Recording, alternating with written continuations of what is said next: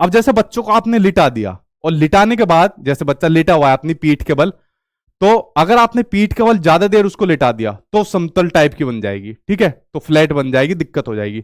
अगर आपने उल्टा लिटा दिया, उसके पेट के बल लिटा दिया, तो फिर उसको दिक्कत आ जाएगी, फिर वो समतल बन जाएगी।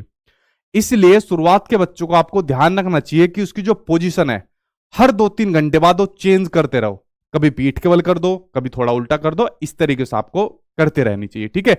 उसी तरीके से सर पर भी, जैसा आपने बच्चों को सर के बल लिटा दिया पिछले, और सर के पीछे कुछ आपने भारी भरकम चीज लगा दी, अगर आपने कुछ उसके भारी पीछे लगा दी, क्योंकि स्किन उसकी सॉफ्ट रहती है, तो वो उसकी स्किन जो है ना आगे की तरफ पुश हो जाएगी और वो चिपक सी जाएगी उसकी, ठीक है।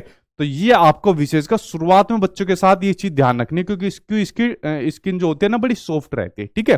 तो ये कुछ मेन पॉइंट है जो आपको ध्यान रखने, ठीक। क्योंकि बच्चा शुरुआत में अपने मसल्स पर ऐसे कंट्रोल नहीं कर पाता, और मैंने बताया कि जो शुरुआत में कंट्रोल करता है ना, उसके जो स्किल्स डेवलप होती है वो ग्रोस मोटर स्किल डेवलप होती है, सारी चीजें एक साथ चलाता है, कभी इधर उधर पलटता है।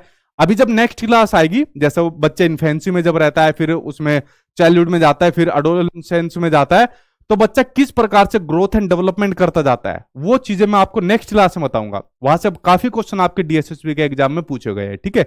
तो किस प्रकार से बच्चा जाता है, अगर आज ही बता देता तो कंफ्यूजन हो जाती, तो मैंने इसलिए सोचा मतलब ये आसान चीजें थी, आज इसको निपटा देता हूं, और नेक्स्ट में फिर आपको वो चीजें बताऊंगा, ठीक है। तो आप लोग समझ गए कि जो सिफेलोकोडल है उसमें बच्चे का विकास जो होता है सर से होता हुआ और बाकी के नीचे उसके पैर की ओर जाता रहता है, ठीक।